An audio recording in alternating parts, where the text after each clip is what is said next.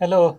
In these weeks of Polymers course, our focus remains on properties as we have been looking at mechanical properties and looking at how to analyze the response of polymers under glassy state and rubbery state and look at what happens if blends and composites are formed. And now in the next few lectures we'll continue this journey and look at the variety of properties that are important for polymeric systems. In this particular lecture we will look at solutions. Polymers are used, for example, while making a thin film, polymer solution may be used. While wet spinning of fibers, polymer solutions are used. Uh, but this is again where solutions are important only during processing. But there are applications such as drag reduction in pipelines, where a small amount of polymer is added to reduce the friction between the liquid that is being transported and the pipe. So in this case, the polymer solution itself is the product. And many, of course, thickening applications in foods and sauces and ketchups and so on, thickeners, polymers are again used in solutions. So solution properties are important. And one of the key features associated with the solution property is also dilute solution property, where the amount of polymer is very less. And example of this drag reduction that I mentioned, polymer added is extremely small quantities. So therefore, dilute polymer systems are good to look at from the point of view of interaction between polymer and solvents, but also relevant from a practical point of view. So looking at properties of solutions is what we will do in this lecture. And we will define something called intrinsic viscosity, which is a very good indicator of the interactions between macromolecule and the solvent. And we will look at also some values of the theta temperatures and solubility parameters, which again indicate interactions between polymer solvent systems. And one of the key features associated with a macromolecular chain in terms of its rigidity is quantified in terms of persistence length. And this is very important in biological domain as well as any processing work that we do with these solutions. So we'll take a look at that in terms of the property of the solution. One of the key features while trying to think in terms of dilute versus not a dilute polymer system is to think in terms of what is the concentration below which I can call polymer solvent system a dilute solution. And this is basically done using what is called an overlap concentration. So if I start increasing polymer concentration and start adding these polymer coils, what you can notice is in the sea of solvent, these polymer coils are all separated with respect to each other. But if I start adding more and more polymer, then basically what I have is a situation where all these polymers basically are just overlapping each other, and that's called the overlap concentration. So below this concentration, which is usually denoted using C star, we have dilute systems, and above this concentration we have semi-dilute system. So if you zoom in on any spot here, what you will notice is that one macromolecular coil is now interacting closely with another macromolecular coil. While in the dilute case, we have one macromolecular coil and other macromolecular coil are not interacting with each other. So polymer solvent interactions are key in the dilute. And so therefore dilute polymer solutions is very useful to understand how is macromolecule interacting with solvent and what is the molecular arrangement of the solvent around the macromolecule.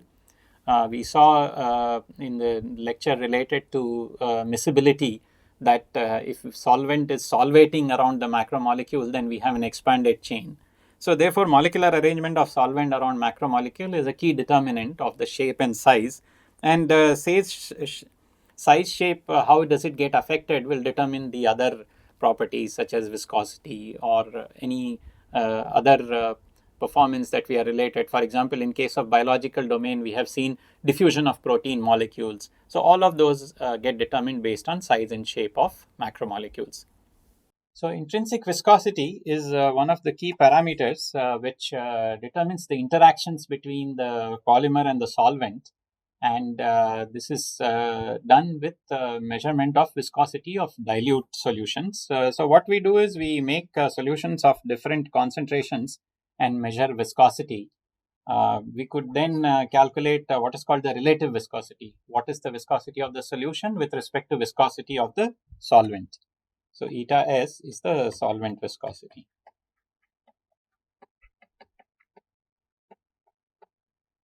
And so this ratio, of course, is 1 when there is no polymer added, and then it increases more than 1 as more and more polymer is added.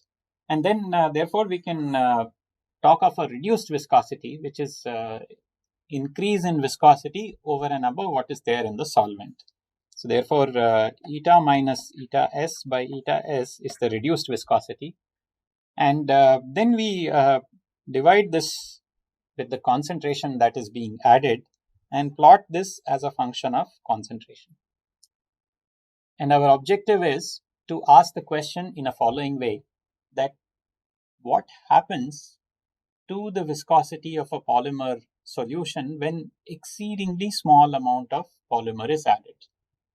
And that is because if I just add very few molecules of polymer, basically it's a polymer molecule surrounded by sea of solvent.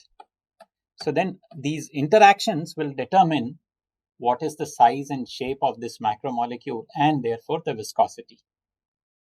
So intrinsic viscosity therefore is a key indicator of polymer solvent interactions, and what is the shape and size of the macromolecule given a solvent which is surrounding it. So if you take data at different C and plot them and then extrapolate it to C is equal to 0, this is what the intrinsic viscosity is. So those of you who have looked at thermodynamics of solutions may have heard of this concept called infinite dilution activity coefficient.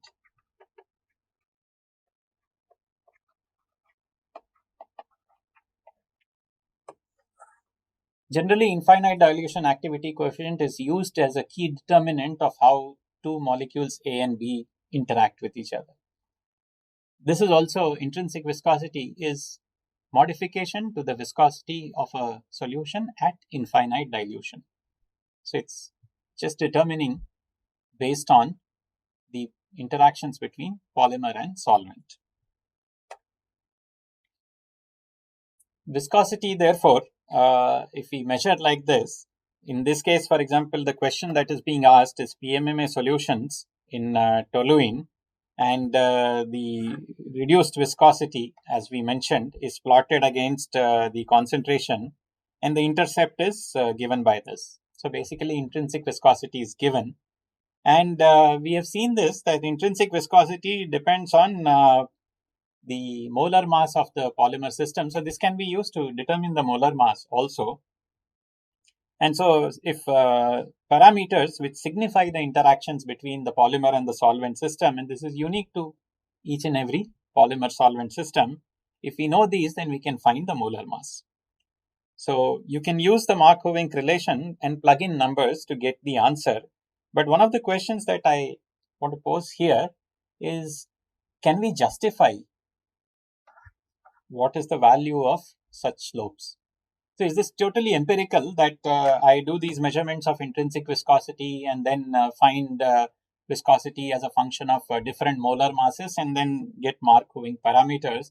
Or having learned about behavior of single macromolecules and its size and shape, can I at least get order of magnitude figures regarding what this exponent will be? How should intrinsic viscosity depend on molar mass of the molecular chain? So the question that I'm posing is, what is the value of AMH where intrinsic viscosity is a function of molar mass?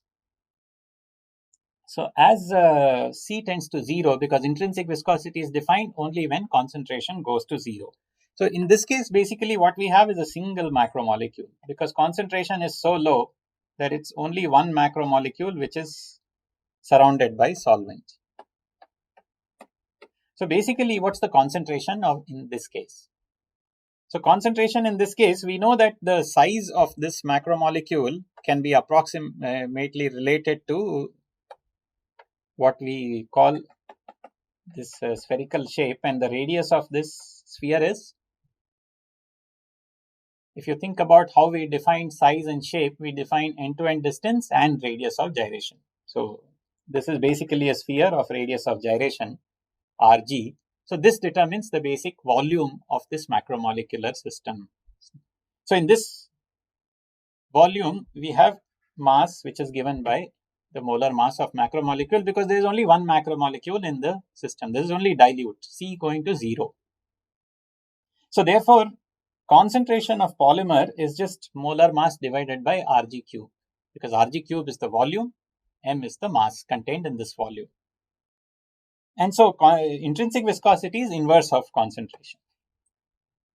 And so it's related to Rg cube by m, where m is the molar mass. Now, how does Rg depend on m? This depends on whether it's expanded chain or ideal chain. And I leave you to actually do this quick calculations and get the how the intrinsic viscosity depends on molar mass. And for ideal chain, it is 0.5, and for expanded chain, it is 0.8. And look at the value which is there for a real polymer system, PMMA and toluene, 0.72. So with very simple models of ideal chain and expanded chain and a single macromolecular system, we are able to get answers to viscosity and intrinsic viscosity and how it depends. So clearly PMMA in toluene is a good solvent system where interaction between toluene and PMMA are favorable, and it's an expanded chain, given that we see that it agrees more with the expanded chain model. So continuing further, what are the things we can learn by looking at such parameters of interaction between polymer and solvent? For example, we defined already the theta temperature where the chain is ideal chain. And you can see that the theta temperature for, let's say, PDMS, the silicon-based polymer, is different depending on the solvent. So the temperature, this is the temperature at which polymer solvent interactions are just balancing each other out. If we change the temperature one way, then we will have a collapsed chain. If we change the temperature another way, we will have expanded chain. So clearly different solvents have different interactions. Similarly, solubility parameter, which again is an empirical parameter depending on the interaction energy between polymer and solvents, is very different value. For toluene, for example, it's 18. And polypropylene is also it's 18. So whenever the solubility parameters are close to each other, they are likely to be miscible. And water clearly has a very different solubility parameter. And PVA, which is soluble in water, you can see that the solubility parameter values are a guideline but not exact, because cellulose, which has a solubility parameter which is closer to water, but because of the extensive hydrogen bonding, it is not as soluble.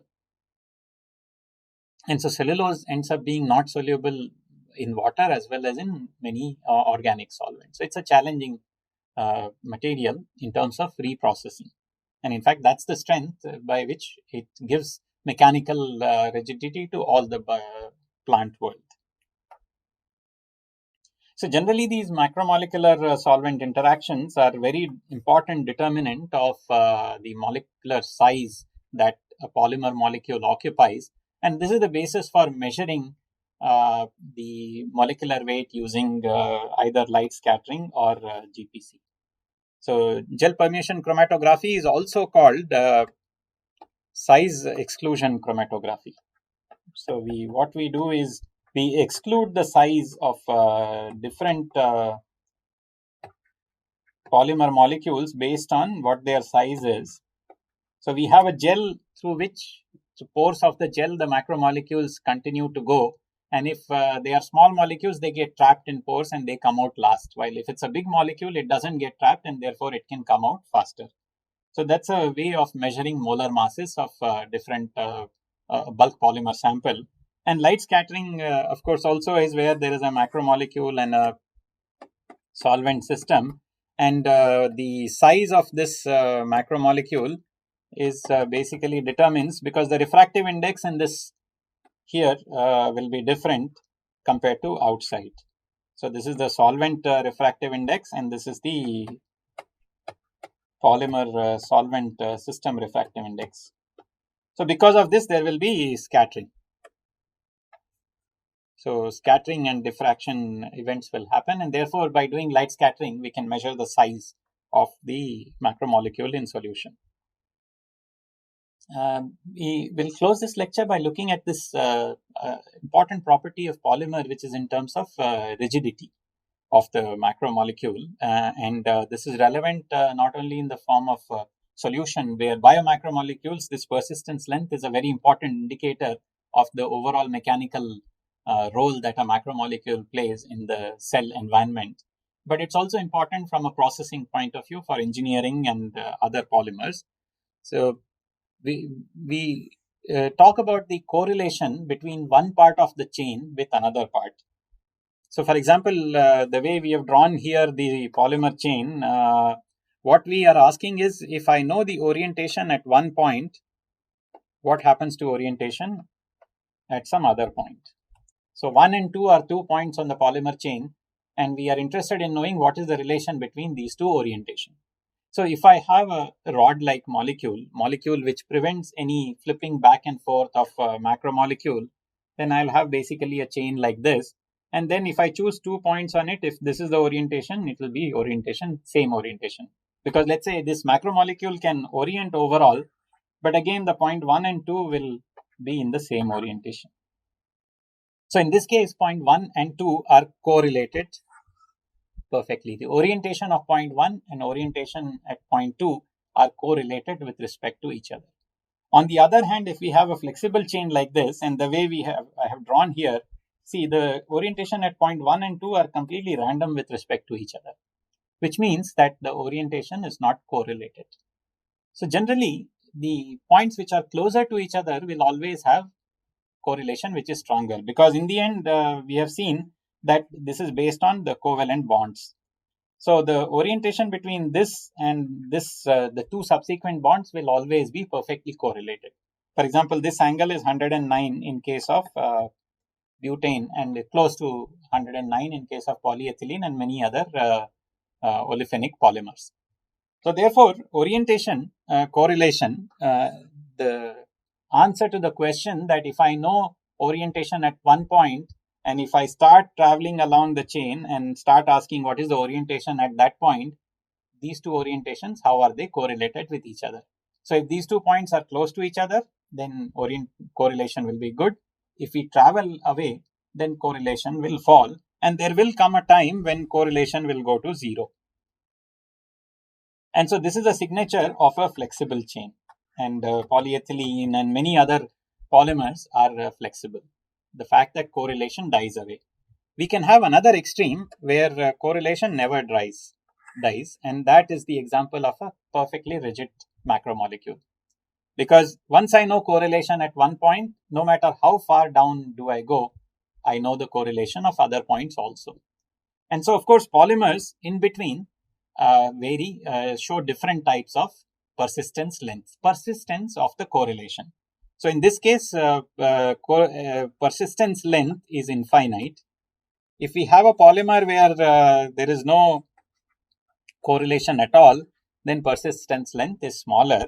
So in general, we can use an exponential function to describe this decay of orientation as a function of the distance along the macromolecule. So delta L is distance along macromolecule.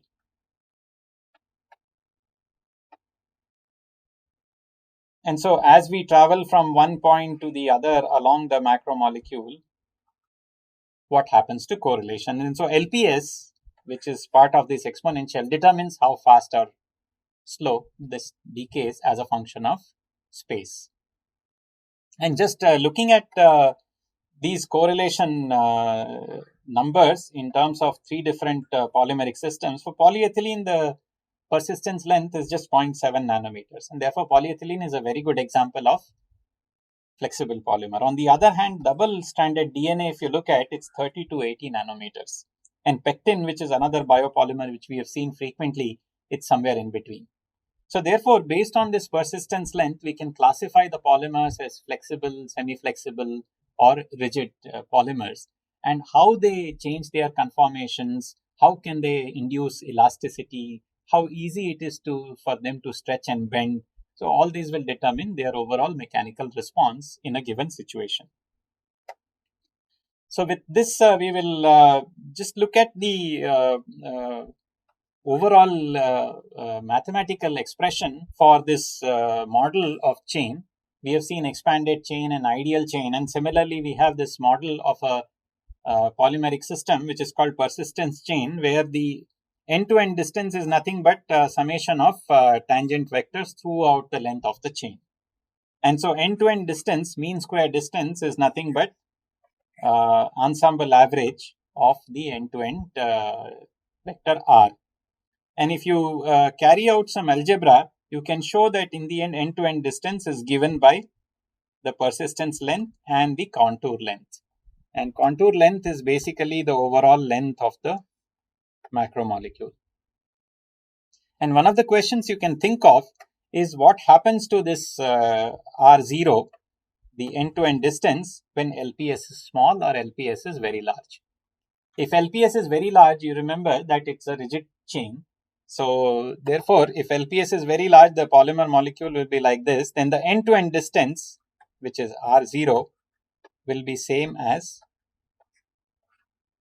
L contour length. So can you play around with algebra in this expression and try to justify for very small and very large value of LPS what happens? When you have LPS very small, you should get the ideal chain behavior, where the contour length to square root should be the end-to-end distance, while a rigid rod polymer, where the contour length and end-to-end distance are proportional to each other. So I leave you to do this exercise, and with this we will close. The answer to the question that was posed based on the exam is just application of the Mark-Wink relation to get the molar mass, and which is a good way of measuring the molar mass of polymer solvent system.